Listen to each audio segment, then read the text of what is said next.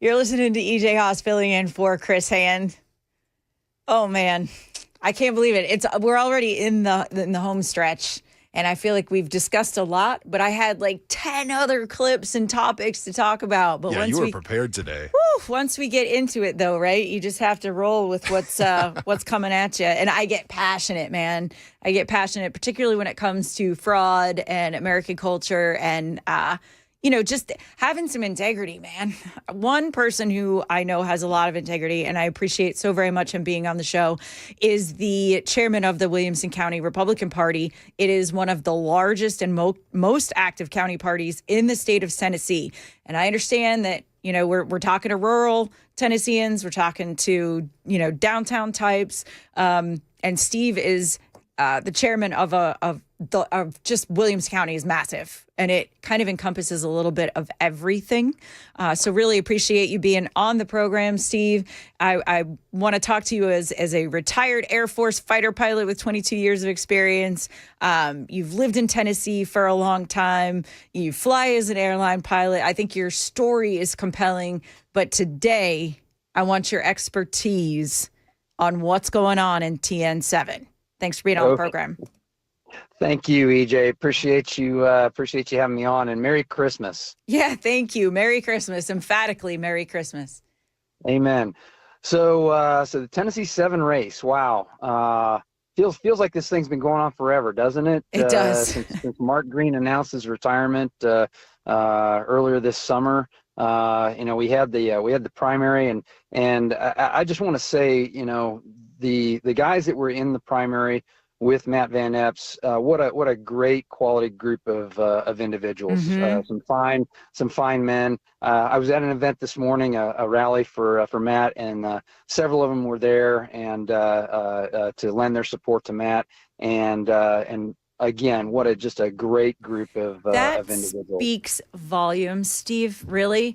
Because I have kind of heard out there, particularly in Williamson County where I live, that there's a little bitterness. Their guy didn't win the primary. They don't have a lot of enthusiasm for Matt Van Epps. They'll probably just vote anyway. We've got pretty good early voting numbers so far for a special election that's in such a strange time of year. But I think it does speak volumes that the people that they voted for are now supporting Matt Van Epps. Yeah, absolutely. We had all three of the state legislators that were in that race, Jody Barrett, Gino Bolso, Lee Reeves. You had Mason Foley was there. Adolph Dagan came down from Clarksville. I think as Stuart Cooper was there, Joe Lures was there. That I think that really, anybody who was supporting those other gentlemen, and again, each one of them, great guys, fine Republicans. But if you were a supporter of one of those other candidates, this morning was a great event, and it pointed to the Republican unity that we have to ensure that the seat stays red. Yeah. I don't want to be a Debbie Downer, but do you think this is a little too much too late? I mean, are we at all concerned that maybe this should have happened weeks ago, or are we feeling good about it being the day before, reminding people to go out and vote tomorrow? So, everybody wants to focus on the Democrats being energized. And yes, anytime you have the president and both houses of Congress in one party's hands, there tends to be more energy on the other side when you have a midterm election. Good point. And this is actually before a midterm election. So, and it's like you said, it's a weird time of the year. So, absolutely, the Democrats, I'm sure, felt that hey, this is an opportunity, and they're pouring a lot of resources into this. And hey, great.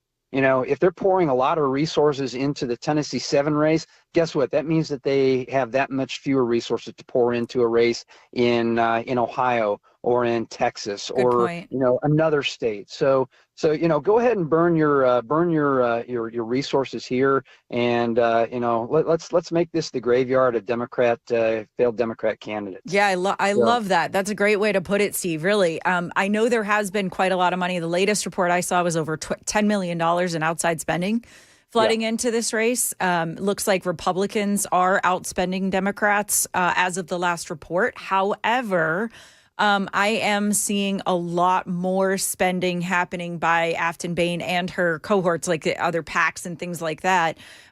Even though she likes to say she's not taking any corporate donations, she sure Mhm. likes the really wealthy people, doesn't she? I Very mean, much so, and I'm sure some of that money was probably laundered through some. So I wouldn't buy the I'm not taking any corporate money. I think there's money from some dark sources that are coming sure, of into course. this I race. mean, that Yeah. kind of is the way they roll, isn't it? I Yep. mean, that's not, I don't think that's surprising. What I did find kind of surprising, though, and it gave me some hope and it made me feel a lot better about the race is that A, they sent Kamala Harris here. I mean, I get it. She was on a book tour and kind of made a little stop.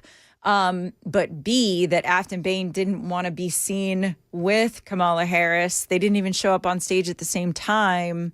There is some real interesting stuff going on there, letting me know that they're in shambles and maybe the Democrat establishment types don't really care that much about Afton Bain, and that Yeah. maybe it is kind of the outside groups, the radical groups that are getting her the money she needs and where she's being seen. Well, and let's take a step back and look at this. The Democrats sent Kamala Harris to Tennessee.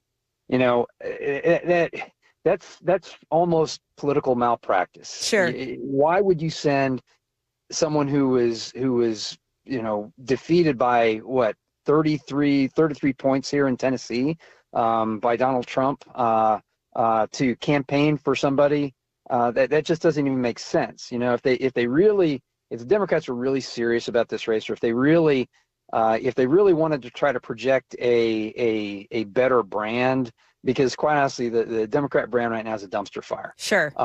They should have said somebody in the mold of a Bill Clinton type Democrat, but what do? They send the far left extreme of their party. Yeah. So yeah, I mean the Democrats are energized and they are spending a lot of money on this race, but at the end of the day, Tennessee is still a very conservative state.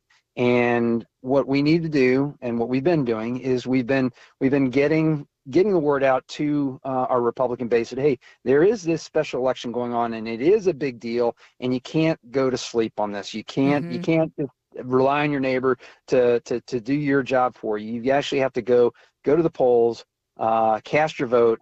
And hey, guess what? Grab a couple friends, grab some coworkers that might not be that politically engaged, and say, hey, this is important. Yeah. We have a very slim majority in the House, and we need all the votes that we can get. Yeah, So absolutely. And so because you are the chair of a major, county party, you talk to people all the time on the ground. This is where I am most interested. It's great to have rallies, and I love that there are, big name folks supporting the Republican candidate. But when it comes right down to it, it has everything to do with the individual people that are on the ground that are actually going to do the voting. What are you hearing from the people, not even the volunteers, but just like regular folks in your neighborhood, people that you work with, things like that? What are you hearing there? Well, what I'm hearing is that people generally are very, very pleased with with what President Trump has done in his not quite year in office, first year of his second term in office. So for those people that are pleased with what President Trump is doing, this is an opportunity to send a vote of confidence that, hey, we like what you're doing, and we like what the Republican Party is doing, and we are going to make sure that this seat stays red. So that's what I'm hearing from people that I'm talking with. Now, you're going to have people that are going to talk about Democrat energy in this race, and again, I would attribute a lot of that to the fact that this is an off-year election at a weird time, and that there hasn't been a lot of attention on this race until kind of late in the game. So all we need is for the Republican base to turn out, bring your friends, and I think we're going to be fine. Yeah. And you made a point, Matt Van Epps is Trump endorsed, which, has been kind of hit or miss. I mean, let's face it, over the last, few years, he hasn't always picked the winner, right? I think in this case, he's probably okay among Republicans, of which there are many in Tennessee 07. He's got like 84% approval rating. So I think we're good there. But also to your point, like, let's run through the tape. Like, let's not take this for granted, right? We have to make sure that we're staying with eyes on the prize and understand what the consequences are. I mean, so for those people who aren't all that motivated to vote for Matt Van Epps, what I have been saying is you should vote against Afton Bain because holy cow, she's cuckoo nutty. That girl, that woman, I'm not kidding. Like, it's in the eyes. It's always in the eyes. She gives me just bananas vibes. She's cuckoo. Well, and yes, like I said, you send Kamala Harris here to campaign for somebody, and then political malpractice. The Democrats nominating probably the most extreme candidate they possibly could. It does not really signal a very smart strategy on their part. But I'd rather, instead of focusing on Afton, I'd rather focus on Matt. Let's talk about Matt. Everybody knows Matt is a West Point graduate. Everybody knows that Matt is a combat helicopter pilot. He flew Apache attack helicopters, which I flew F-16s, and I'll tell you what, getting to shoot a gun in combat, that's fun. So Matt, Apache combat helicopter pilot. Then he transitions over to fly special operations Chinooks. And I'm sure he saw a lot of very, very interesting things when he was doing that. He tells stories at his campaign rallies about what he experienced, and if you haven't heard that, you need to hear it. But beyond that, Matt, he's a family man. Just had a daughter, beautiful wife. But that in and of itself, that doesn't make a candidate. What makes a candidate is their integrity, their desire to serve. And with Matt's military background, he's got that. Yeah, he's an honest guy. I've gotten to know Matt a little bit over the last several months. During the primary, I tried to get to know each one of the candidates a little bit, and I didn't know Matt before that, but a very engaging guy, a very thoughtful man, and someone who I think is going to do us very well in Tennessee 7. Yeah, and I think I appreciate in him that he's not like super hyper energy. We're kind of always looking for the flashy candidate because that's exciting. We want this. I don't think it's toxic. I think it's excellent masculinity. We want somebody that comes out there that's like, commands attention or whatever. We have that, though, in several of our other leaders, obviously J.D. Vance being one of them, obviously Donald Trump. We have a lot of that. I think what we need to also have as a balance is a calm individual who's not going to kind of be that bombastic, headline getter. I think that's okay. And I think that's what Matt is. So I'm praying that he does really great things. I think he's got a lot of momentum right now, thankfully, because of the rally this morning. And, ultimately, so I'm going to ask you what I asked our previous guest too. I tend to look at where people put their money. And Polymarket says he's got an 89% implied probability of winning. How do you feel about that? Do you like the polls? Do you like the betting markets? Do you look at, Cook Political Report? I'm going all in on Matt Van Epps. Okay. And, but I'll caveat that, and I'll caveat that by saying everybody who's listening to this radio broadcast right now, you need to number one, go vote tomorrow. And number two, you need to go tell your friends and your family members, your coworkers, that they also need to get out and vote tomorrow. Yep. I heard the weather report that we're going to have a little bit of weather coming in. So, bite your tongue, make a plan, wear your galoshes and get on out there, people. Yep. and Republicans, we don't shy away from a fight, and we don't shy away from bad weather. So, well, Steve, thank you. I'm sorry, we're running up against a break and I've got to go, but I appreciate you being on the show so very much. Appreciate your perspective, your expertise, your knowledge, and your personal stories with Matt, because I think that helps people who don't know him personally themselves. Thank you for being on the Chris Hand Show. This is EJ Host filling in. We've got one major segment coming back.